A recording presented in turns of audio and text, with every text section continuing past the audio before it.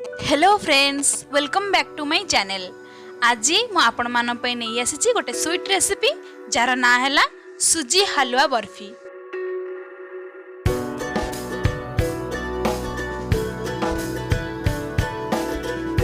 बेले बेले आम समस्त को किसी मीठा खाया पई क्रेविंग हेई थाए, किंतु जदि घरे किसी ऑप्शन न थाए सेते बेले आपण एई रेसिपीटी बनै कि 3-4 दिन पर्यंत फ्रिज रे स्टोर करी खाई परिबे। चलंतु देखि नेबा एहार रेसिपी। प्रथमे कढ़ई गरम होला परे सेथिरे मु 2 चम्मच घी दे दउची।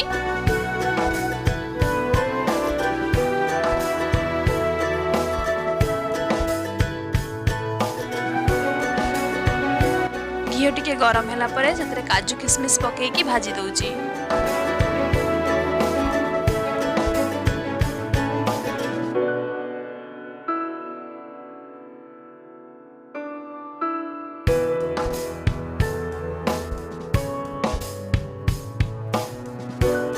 एबे मोर काजू किशमिश टिके हल्का रोस्ट हो गलानी।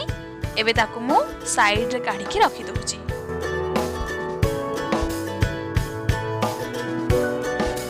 एबे मु सेही घी रे 1 कप सुजी भाजिया पई नै जाउची।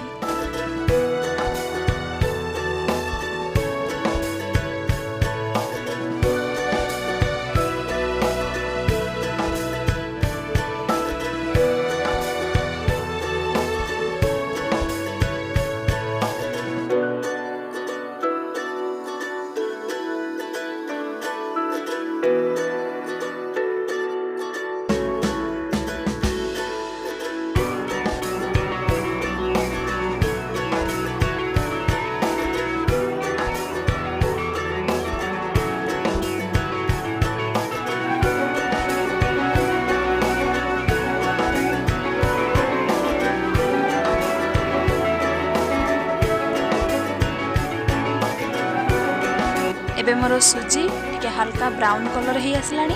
एबे मु एठारे 1 कप पानी ऐड करूची।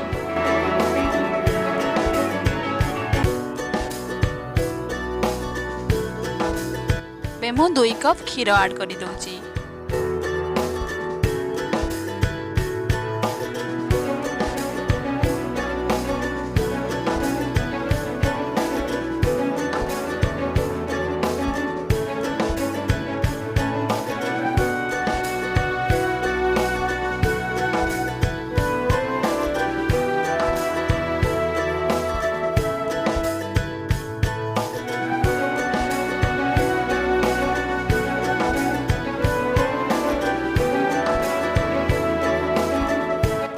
हाफ कप चीनी ऐड कर दूची।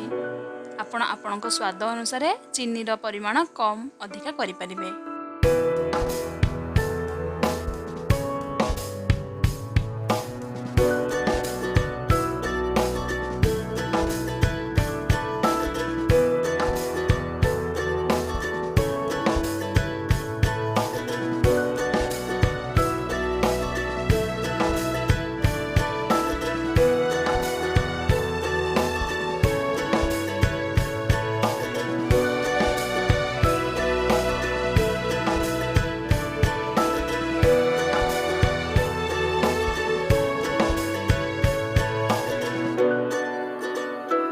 एवं शेष में 1 स्पून वैनिला एसेंस ऐड कर दउची।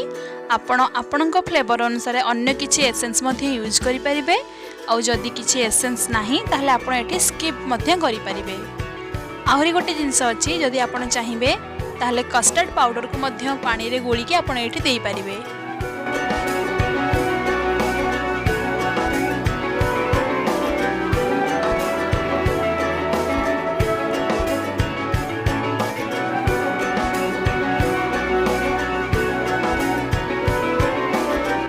एठारे मु मोर सुजी को भल भाव मिसई दूची, जेमती किछि लम्प्स न रही जाए।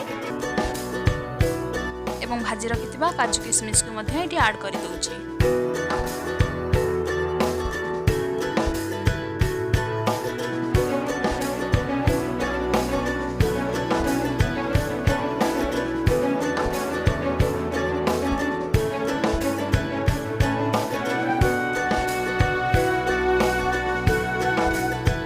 मोर सुजी ठीक कंसिस्टेंसी रे आसी गलानी। देखंतु बेसी पतला भी नहीं कि बेसी बखड़ा भी नहीं, ठीक एमिति कंसिस्टेंसी बेले सुजी को मु एठू ओल्हाई दउची। एठारे मु आउ गोटे ट्रे नौची एवं ट्रे रे टिके घीर लेयर दे दूची जेमिति कि सुजी मोर तले न लगी जाए।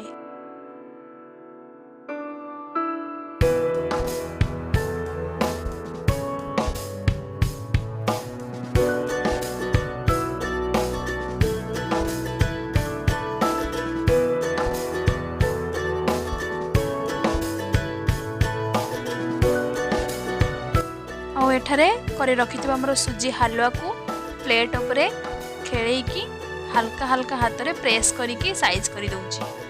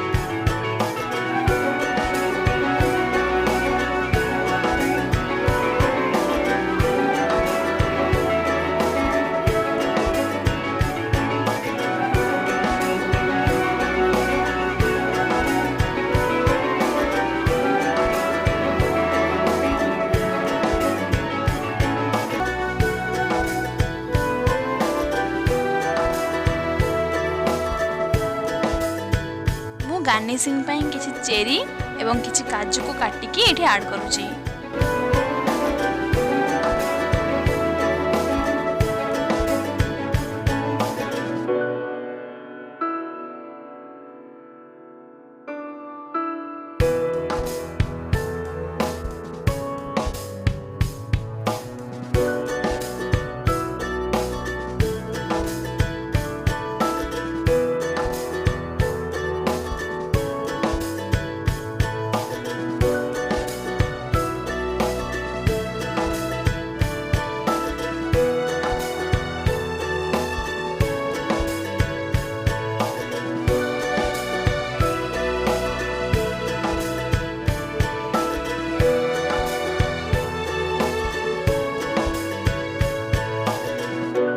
दस मिनिट पर मोर सुजी हलवा सेट हो आसलानी।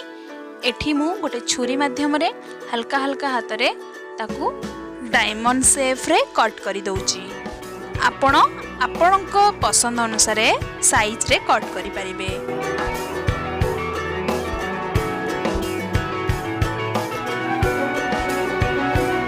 मोर प्रस्तुत हो जाइची सुजी हलवा बर्फी। आपण यहाँ घरे बनातु खातु आउ केमिति लागिला मते कमेंट माध्यम रे जणैबे। जदि मोर भिडियोटी आपण मानकु भल लागिची ताला लाइक करंतु, शेयर करंतु एवं जे माने मो चैनल रे नुआ से माने प्लीज सब्सक्राइब करंतु। Thanks for watching.